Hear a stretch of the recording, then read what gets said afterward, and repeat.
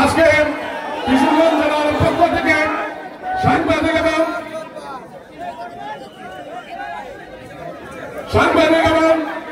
Police নিরাপত্তা দায়িত্বে যারা রয়েছেন সকলকে উষ্ণ এবং অভিনন্দন জানিয়ে আমার সংক্ষিপ্ত বক্তব্য এখানে শেষ করছি। আসসালামু আলাইকুম ওয়া রাহমাতুল্লাহ।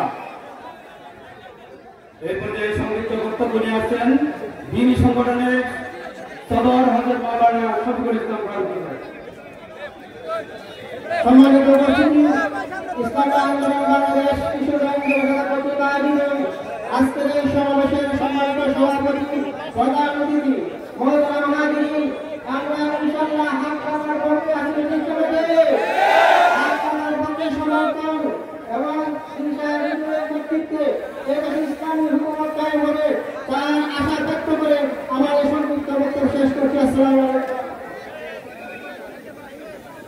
সংগ্রামী তৌহিদি জনতা, আপনারা দেখেছেন ইতিমধ্যে আমাদের কাঙ্ক্ষিত মেহমান আমাদের মাঝে উপস্থিত হয়েছেন, যার জন্য আপনারা দীর্ঘক্ষণ অপেক্ষায় ছিলেন।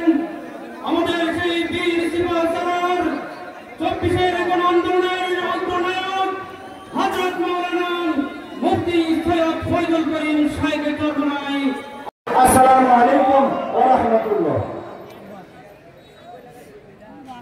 বলিছে আমামা বাদরে আমামা শির উঁচু করে মুসলমান, নয়া জামানা এসে আছে ভাঙা কিল্লায় ওর বিশাল।